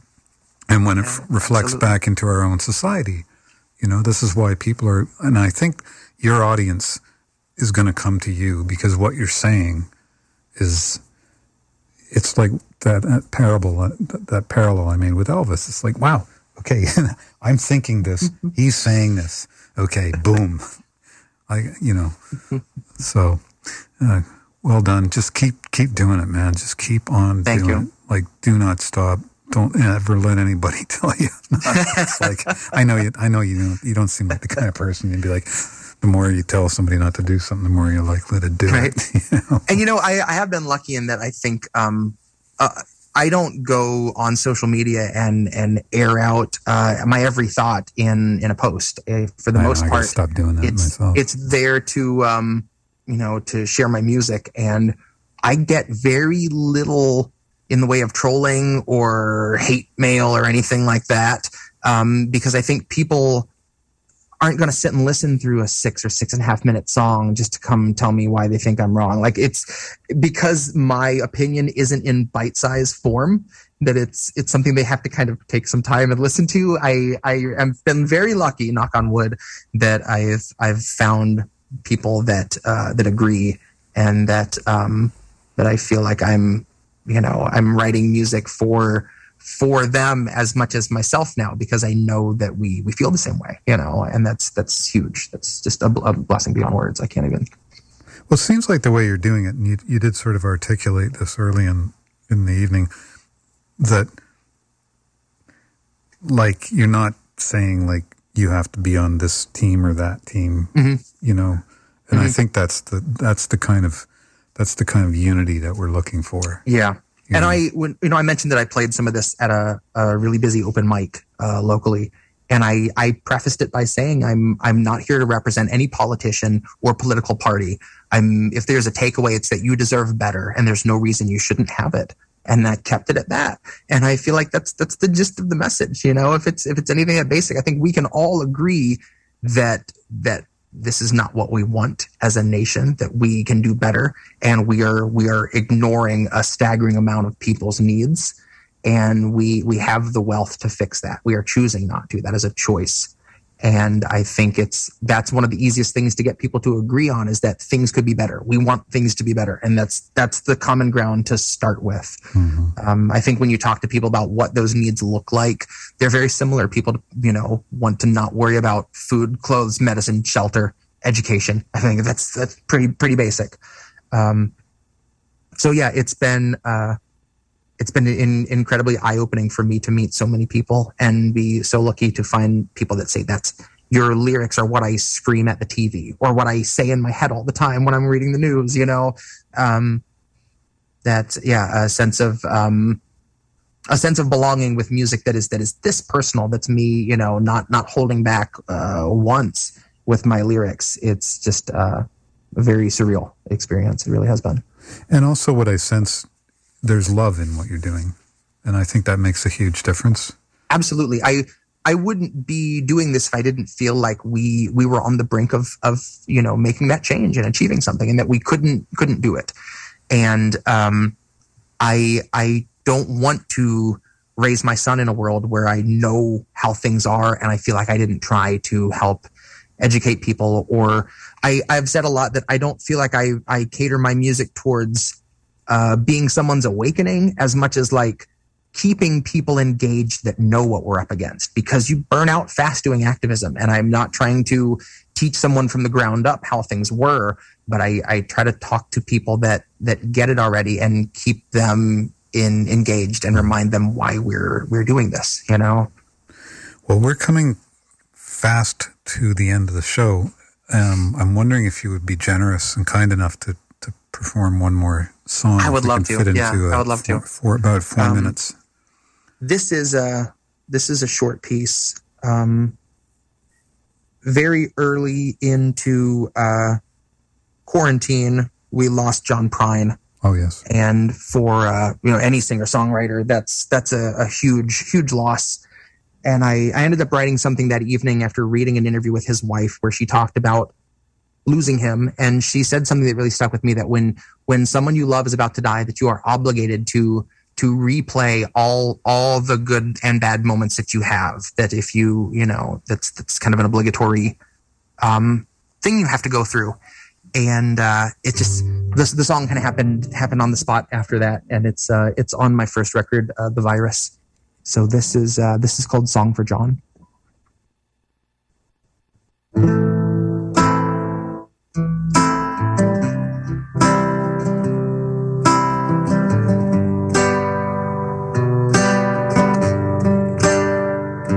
I had to relive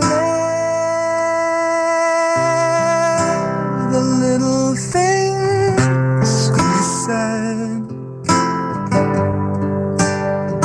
You keep me breathing, whatever way it ends. See if I have to die when it isn't my time. Wither in my prime thanks to COVID-19, and wake up on the other side and meet John Prine, who'd have a song finished, or at least a couple lines, and I could shake his hand, and for the first time in about 30 days, I would feel like that was fine. It's a long way to travel for a simple thing to find. A little human contact that used to pass us by. The little social contracts suspended in the ice. Where we last saw friends. Where we last touched hands. Where we last lived our lives. And I don't think it's reaching to say I won't be the same beyond tonight. So give my love to John and tell him I'll keep writing songs until I die.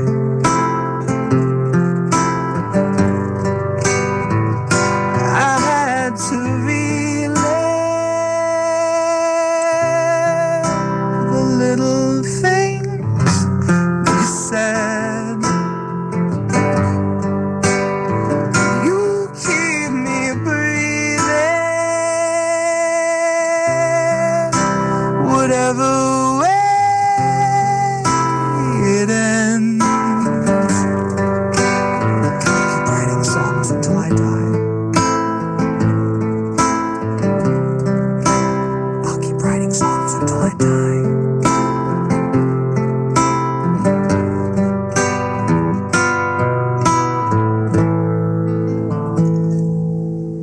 And that Song for John? Well, I think if John was up there or somewhere out there in the universe listening, he would approve.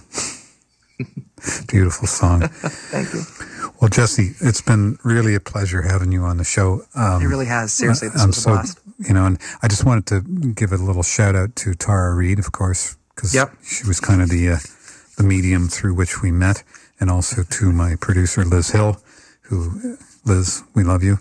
And Liz is the one that bought a couple of records on Bandcamp during this. So thank you, Liz. There you go, Liz. Yeah, she's just a very wonderful, unique person and very supportive. So she keeps it going for us. So I hope that we get to meet, paths cross. And I'd love to get you back on the show in the future. Absolutely. Maybe when your next record comes out, you can come back on and I would love that. Plug it. But in the meantime, be well and keep up the good fight. We need you. Thank you. Seriously, Malcolm, it really means a lot. The world needs more of that. And if you're looking for a good Netflix show to watch, there's something that we're watching. It's called Mo. It's a good show. It's called M-O. Yeah? M-O. Okay. If you have Netflix, I think you'll appreciate it. I do. Okay, I'll take you up on it. It's a good way of getting some kind of lighthearted entertainment, but the dialogue is mixed in with stuff that matters, that we care about. So, all right, sold. There you go. So that's my little plug for Netflix. Well, Jesse, take care, man. And you too. Thank you so much. Seriously. Thanks so much. It's a gift. Thank you. Thank you. Bye. So that was Jesse Jett, and thanks for listening. We'll be back next week, if the good Lord's willing and the creek don't rise. So let's see what Jesse's laughing. You know where I got that from? I became quite good friends with Garth Hudson from the band. Okay. And that's one of his phrases. He's go, if the good Lord's willing and the creek don't rise, I'll see you tomorrow. So you can put that in a song somewhere. Anyway, stay tuned for Sheroes coming up right after this. Lots of music by women, for women, and about women and men, and the women who love them and the men who love them back. I'll see you next week. Take care. Peace.